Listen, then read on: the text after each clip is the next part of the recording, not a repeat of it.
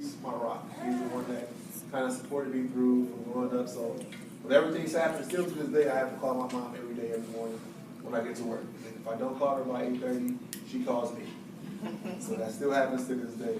So I tell her, I say, hey, Mom, I'm going to go talk to my friends before I leave. I'm going to go hang out, then I'm going to go back to the university. So my friends were hanging out probably about 3 doors down from where I was raised at. Excuse me. So I get down there. I'm down there for about more than maybe 30 minutes. So we're all out there joking, laughing, talking real loud. And it's at this point that I never saw the guy. So I'm standing outside talking to him, and someone walks up behind me, and I'm shot 4 times in the back. So immediately, things slow down. Everything gets quiet. So I see my friends run, and I'm wondering why I can't run either. I can't run. I can't do anything. And I get a chance, and I finally open my eyes. All I can see is the top of the apartment building and the stars. I say, something ain't right. I don't feel right. I can't move anywhere. Something's going on. So at this point, I see a figure walk up to me. And he stoops down, and he looks at my face and says, oh, man, you're the wrong guy. Can I help you? I'm catching my breath. I'm saying, you know what? Yeah, you can help me. Can you go grab my mom? And he walks off. So I'm laying there. I'm thinking about what's going on. And the first thing that crossed my mind is I say, I don't want to die as a statistic. I don't want to lay here and die and be a line of paper saying that another black young male was a victim of gang violence. I said, man, that's not going to be my story. That's not going to be it for me. So I'm laying there and I'm trying to relax. And I'm telling myself, you got to calm down. You got to relax. You got to get your breathing under control. You can't die like this. So I'm asking God, I'm saying, God, please, give me a chance to make this right. Give me a chance to do something different.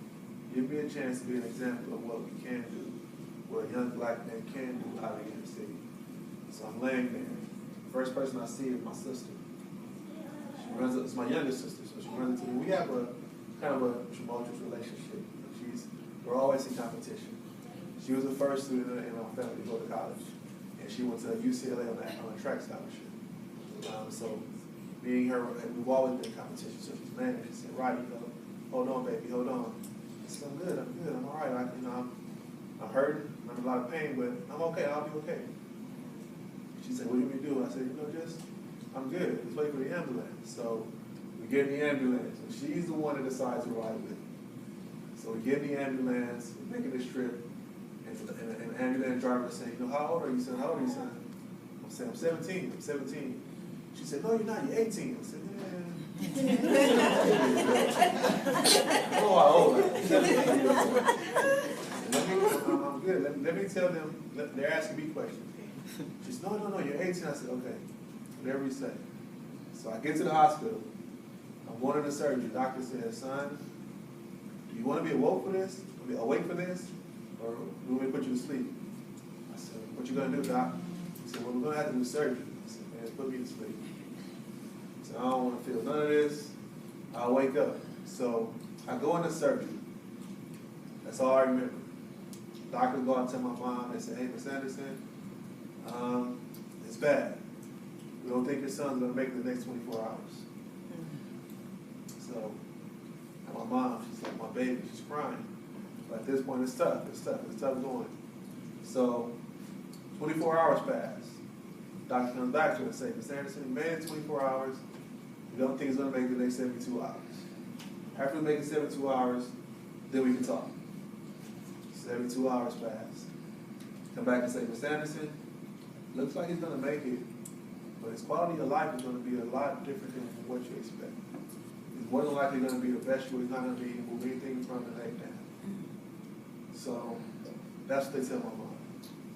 So I'm in surgery. So I come out, I'm doing okay. Well, I'm not doing okay. I'm on life support. So it's at this point, they come to my mom, and there's tons of reporters trying to get in to see me. They want to take pictures. They want to write stories. They want to realize, understand what's going on. And it's at this point the doctor said to my mom, we need to change his name on his record because at this point, you know, we're getting flooded with all these requests and things are going on. We don't know, it's a violent crime. We don't know what's going on. They gotta come back.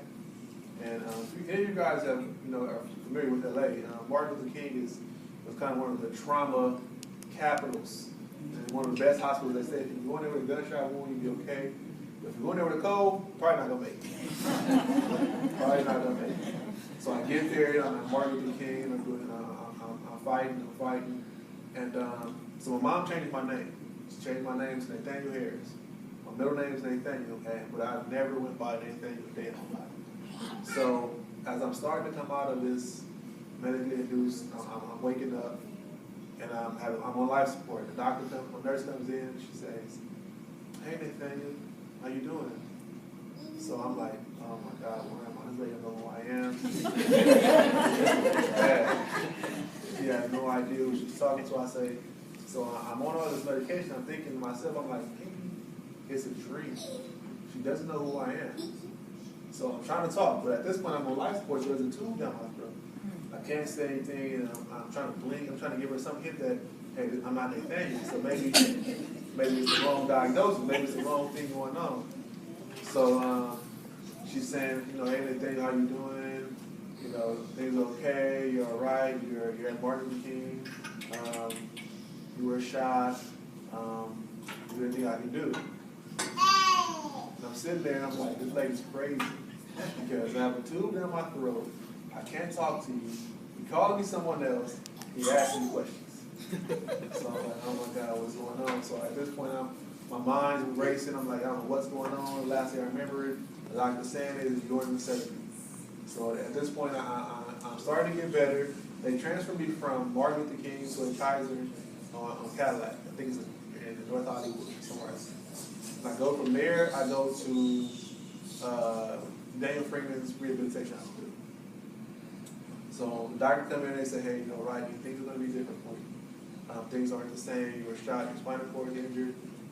We don't really know what's going on, but at this point, it's all up to you. You get back what you put into it. So at this point, I'm going through a deep depression. I'm like, you know, this is not the life I chose. Why me? What do I have to do to make this different? And at this point, I don't understand really what's going on.